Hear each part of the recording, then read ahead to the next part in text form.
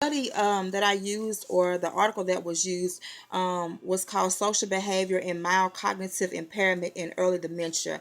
When you look at the study, it basically classifies or defines dementia as a decline in cognitive functions and abilities. The purpose of the article was to simply gain a deeper understanding of social functioning and how it is affected by MCI. As well, it looks at the different early stages of dementia.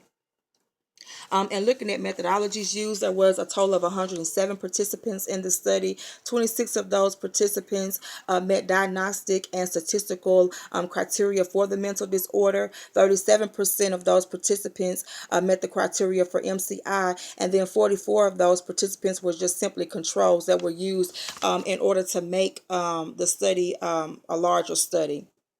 All the participants in the study were functional as far as sight and vision, and being able to possess just a basic English language. 85% of those used in the study were 2 years post-op during the time of the study, meaning that 2 years, within those 2 years, they had received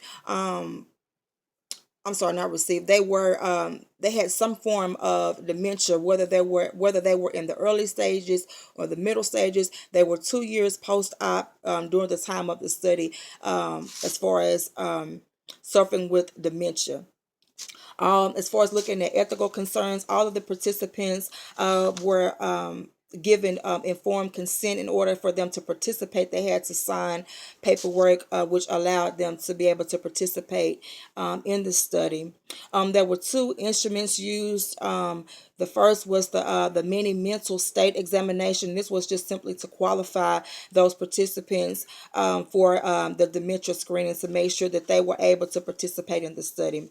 The second instrument used in the study, or test used in the study, was the logical memory, immediate and delay recall story, which was just a standardized test that was just used to determine, again, dementia.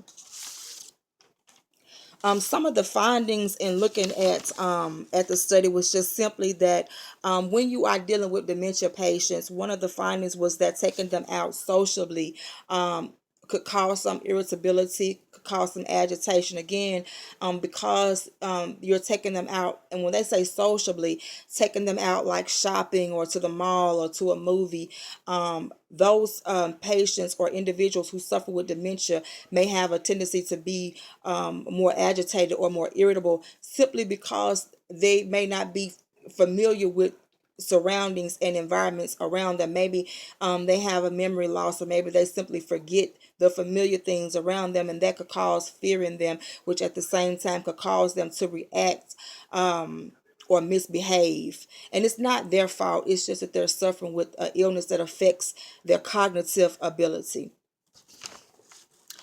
Let me see. The early stages of dementia, again, as we stated earlier, it talks about the social difficulties as far as taking them out into public. You could deal with they may have aggression or irritability.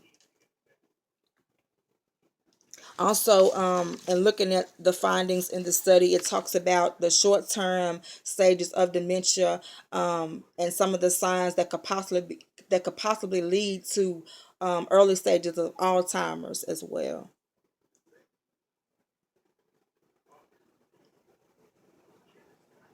Okay. And then also looking at the study, it talks about MCI, and again how it can affect individuals who suffer with dementia. It affects their social and emotional abilities as well, because again it affects their mental stability. And so sometimes they can be fine, and sometimes what used to be familiar, or what is probably familiar on a day-to-day basis, they may have a bad day, or maybe they may have a day when they're not functioning as they should. And then you may have issues with their emotional stability, where they are irritable or agitated, or maybe even have um, issues where you're not able to control them.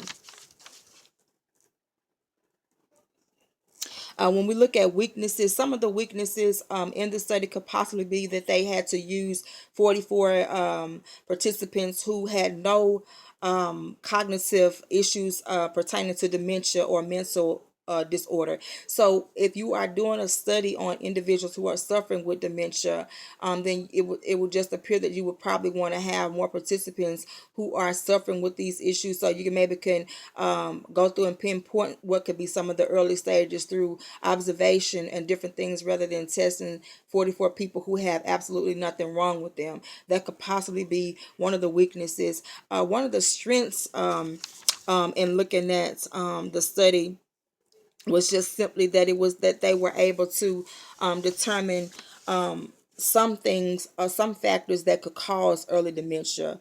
As far as age could definitely be a factor that could determine or that could have an effect on someone suffering with dementia in the early stages. Also, age and dementia eventually, in some situations can also lead to Alzheimer's. So that was a positive thing to be able to go through, and through the study, being able to pull that finding out. Okay. And again, when you look at possible methodologies that could be enhanced or that could be improved, in looking at the article, there's not a lot of information or empirical studies on dementia and social functioning. In other words, being able to take those individuals who are suffering with this disorder out into public, and being able to for them to be able to function in a normal capacity. There is just not a lot of studies on dementia, and so that's one of the things that could be an improvement as far as the article is concerned. Okay, so I hope that I did a good job, y'all. I was very nervous, and I'm sorry that I posted so late. But I truly have enjoyed reviewing everyone's post thus far. All right, y'all have a great night. Bye bye.